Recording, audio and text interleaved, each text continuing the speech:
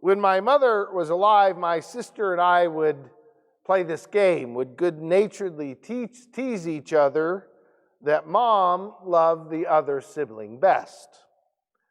I would claim that as my mother's only daughter, there was no way I could compete with all that estrogen energy, female empowerment, and sisterhood they shared together. A sisterhood in which my mom believed her daughter could be anything she wanted to be and was proud of her for her accomplishments and success. Conversely, my sister would claim as the firstborn and as mommy's little boy, I got away with everything. And that my mom believed I could walk on water. We would laugh, but in a subtle way, we would celebrate together the truth that we were so lucky to be loved by a mom, each in our own way. And it occurs to me, and I've thought about this, about how lucky I felt, that everyone probably should have at least one person in their life who loves them so much, who believes in them so much, they think you can, metaphorically, walk on water. Jesus believed Peter could walk on water. It's a small detail in a much larger story we read this morning, but it's there.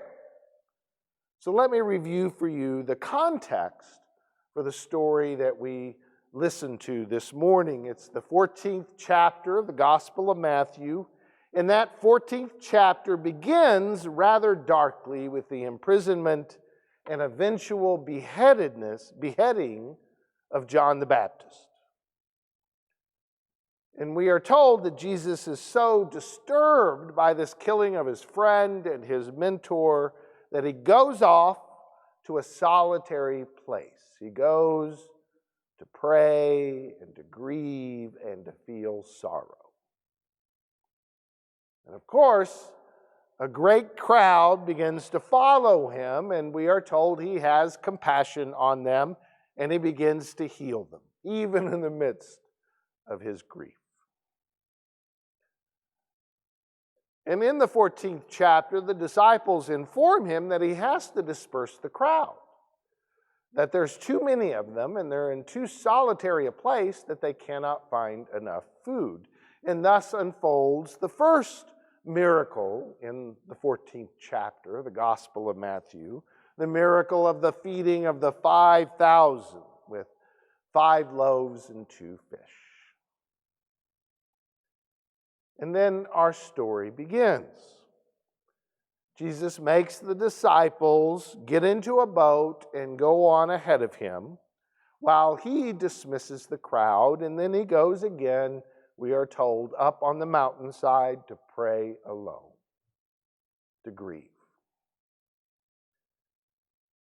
And as the story unfolds, we're told the disciples in the boat have gone a considerable distance from the land when their boat is rocked and buffeted by waves because the wind, we are told, was against it.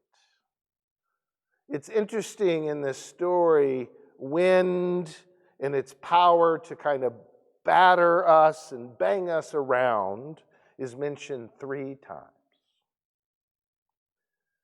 And then we are told, almost in a matter-of-fact way, that as they are being battered by the waves, they see Jesus walking out to them on the water. And they are so shattered by this vision, they are so terrified, they cry out, "It must be a ghost." And Jesus reassures them, says, "Take courage, it is I. Don't be afraid." Now, I don't know about you, but I've always found this story about walking on water as one of the strangest miracles Jesus performed. I mean, I get the miracles of healing people. That makes sense. That has value. I get helping the blind to see. Again, that has an intrinsic value. I get feeding thousands of people who are hungry. It's pretty pragmatic, meaningful miracle. But walking on water, it's kind of, if you think about it, it's kind of showing off, isn't it? No particular intrinsic value in that. I mean, it's pretty cool, you have to admit, Jesus walking on water, but it smacks of the theatrical. Now, the truth is, Jesus, if you read through the Gospels, you find that whenever a miracle happens, when Jesus performs a miracle, he kind of downplays the miracles by telling people not to focus on them, that they put more attention on them than they deserved. And he saw them, and he encouraged them not to say much about those miracles. For Jesus, and he would say, miracles were a sign, a symbol, a metaphor, if you will, for God's kingdom, where people who are broken are made whole, where people who are blind see, and where people are fed abundantly. The miracle is a representation of something. It is theatrics, but intended to teach and enlighten about God's reality of grace. So when I have heard this story over time, I think I've discovered I have this wrong image in my head. Jesus walking on these smooth waters. When in reality, it's a wind-blown storm waging and waves, huge waves rolling all around him as he walks towards the boat. The storm is raging, the disciples are frightened to death, and Jesus walks towards them, the wind, the blowing waves, and says, "Take heart, it is I. Do not be afraid."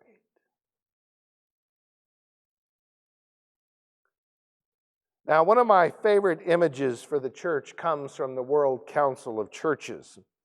And this image is a simple drawing of a boat sailing in the midst of waves. And the logo above it simply says oikumene, which can be translated as ecumenical, and which literally means the inhabited earth. And historically, that image of the boat on waves became for Christians a symbol of the church, a symbol of our house, our people, our family, our faith. The church is a boat in the midst of wind and waves. Now, I must confess that image has taken fresh meaning for me these days when it feels like the wind and the waves, as the story said, are working against us, buffeting not only the church, but the whole world. What had seemed solid before has become far scarier as we struggle as people, as a church, to figure out what will church look like in the midst of a pandemic. How will we be the church rocked about by the winds and waves of COVID-19? And so that incredible image of Jesus walking amidst those waves and wind raging around him, walking towards us, calling out to us, is so meaningful. Take heart, it is I. Do not be afraid.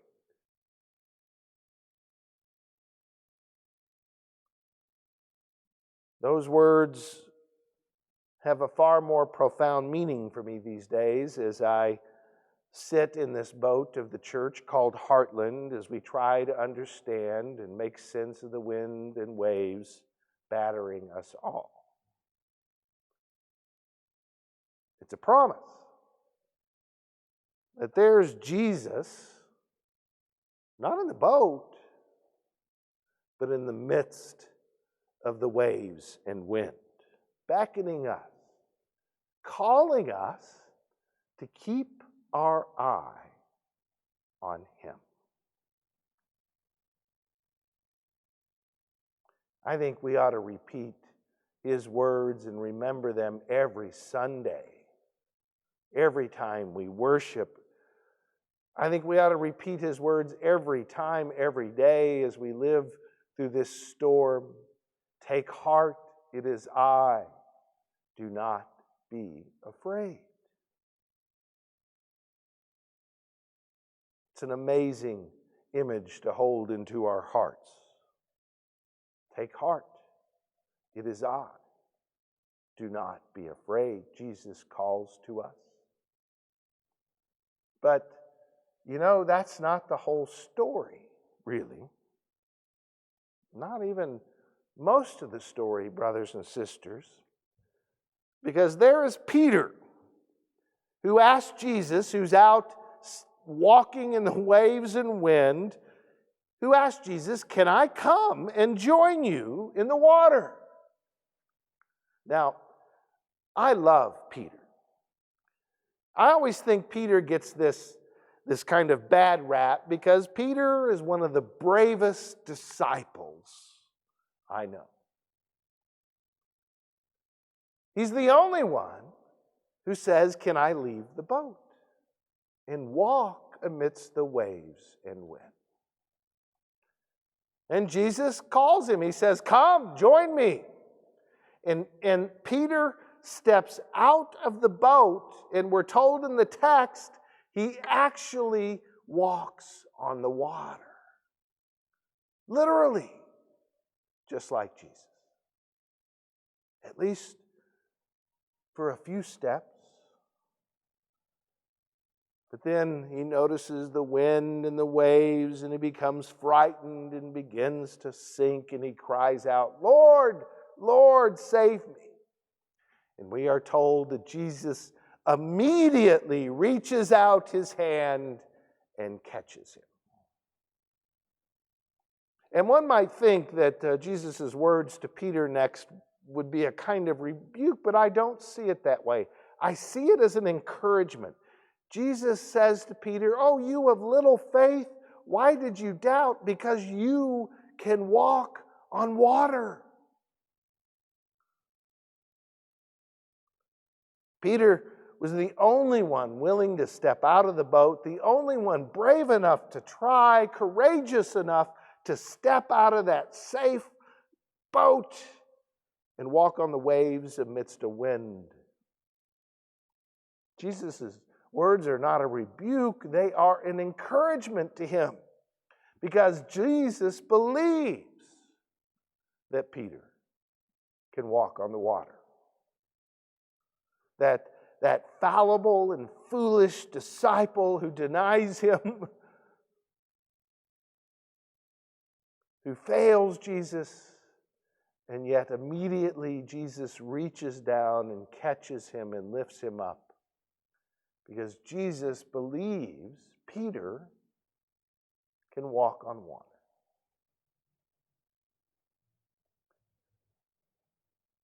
And the startling thing to think about is I think this story tells us that Jesus believes we can walk on water, we of little faith. I think Jesus is telling us in this world rocked by the waves and winds of COVID-19, we can step out of the boat, brothers and sisters, make our way as a church and as disciples. And in a world rocked by the waves and wind of COVID-19, we can try new ways to be the church. We can leave the comfort of the old boat and try to walk buffeted by the winds and the waves. We can find new ways to connect and care for each other. We can be out in the community healing and helping the blind to see and feeding so many people who are hungry. Jesus, the startling truth of this miracle is that Jesus, maybe that's the miracle, that Jesus believes we can walk on water. And the good news for me in this story, a big part of the good news for me, is that we, like Peter, when we try, we see the waves and the wind, and we doubt, and oh, we doubt. And we are frightened, and oh, how frightened we are. We might start sinking beneath the waves when we fail, while we try walking on the water. And the good news is Jesus is there immediately reaching out his hand and catching us. So brothers and sisters, in the weeks to come, in the months to come, we wrestle with a lot of questions, but really the essential question facing us is a simple one. Are you willing to step out of the boat and walk on water? Jesus believes we can. To God be the glory this day and forevermore. Amen.